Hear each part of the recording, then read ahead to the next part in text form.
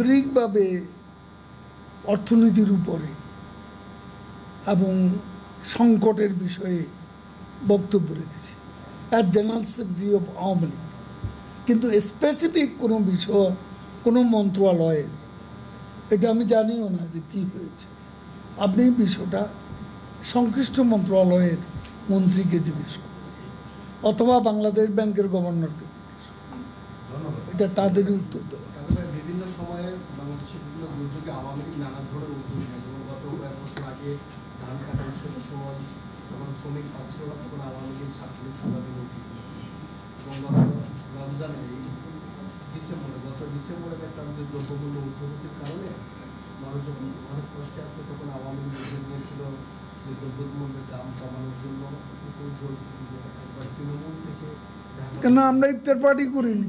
ইফতার party করেনি, কিন্তু এখন প্রশ্ন হচ্ছে আপনাদের এখন যে অর্থনীতির নাজুক পরিস্থিতি আপনারা সবসময় বলেন আওয়ামী লীগ সরকার না, আওয়ামী লীগ বিশেষ করে কি ধরনের উদ্যোগ নিতে পারে জনগণকে আশ্বস্ত করা পানি সই।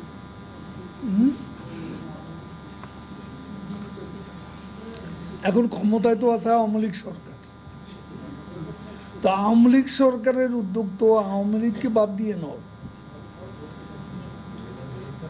আওয়ামী লীগ সরকারের হ্যাঁ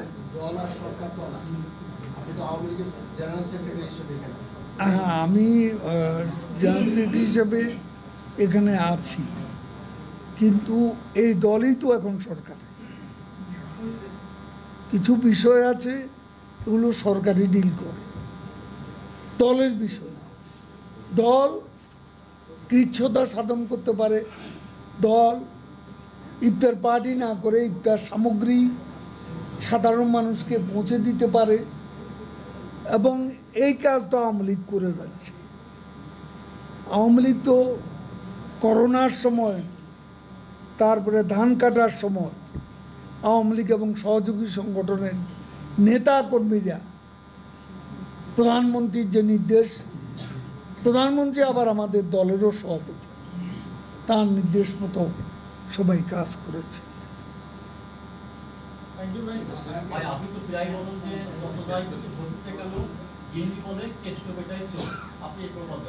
এখন আমাদের অর্থনীতির যে অবস্থা তাতে বহির্বিশ্বের বিষয়টা আমাদের সবসময় আপনার বলেন যে বহির্বিশ্বের একটা পরিস্থিতি তাতে আমাদের অর্থনীতি আসলে কি এই বহির্বিশ্বের কথা বলে দেশের যে অভ্যন্তরীণ বা যে দুর্নীতিকে আড়াল করার কোনো চেষ্টা বা এরকম কিছু হচ্ছে? আপনি বলেন কোথায় দুর্নীতি হচ্ছে? না বলতে হবে, এটা খুব খারাপ জিনিস।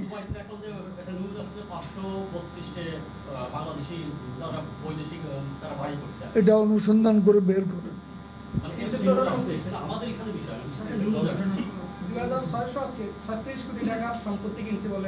তো কোকো আর তারেকের অর্থ পাচারের কাহিনী কি জানেন না?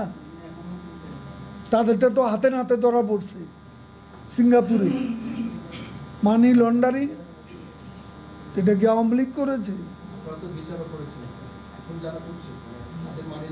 এখন যারা করছে কেউ রেহাই পাবে, দুর্নীতি করলে কারো রেহাই হবে না। প্রধানমন্ত্রী এই ব্যাপারে শূন্য সহিষ্ণুতা।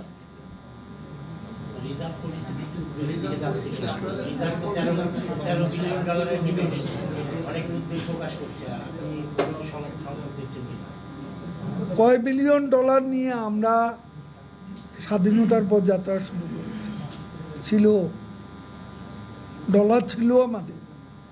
বিএনপি কয় বিলিয়ন ডলার হয়ে গেছে? 3+। তাহলে এখন 19-20 আছে, এটি কম নাকি? এটা আরও বাড়তেও পারে, কারণ আমাদের রপ্তানি, এখন আমাদের রপ্তানি আয় বাড়ছে, আমাদের রেমিটেন্সও বাড়ছে। এই মুহূর্তে যে প্রবণতা, এগুলো বাড়লে রিজার্ভও বাড়বে।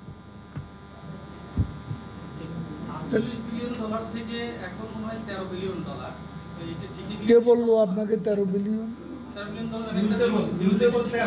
কোন নিউজে বলছে? হ্যাঁ, আমাদের কাছে হিসাব আছে।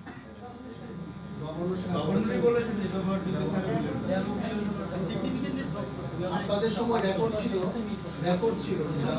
এখন সেটা অনেক কমে এসেছে। কি অসুস্থ? তাহলে গভর্নরকে জিজ্ঞেস করুন যে কি কারণে এটা এই পর্যায়ে আসলো। আমরা তো এটা জানি না, আমরা জানি যে 19 থেকে 20 বিলিয়ন ডলার এর মধ্যেই ঘুরপাক। পৃথিবীর কোন দেশের সেন্ট্রাল ব্যাংকে ঢুকতে পারছে অবাধে? কোন দেশে? ভারতের সেন্ট্রাল ব্যাংকে কি, ফেডারেল ব্যাংকে কি ঢুকতে পারছে কেউ? কেন ঢুকবে? সব ওয়েবসাইটে আছে।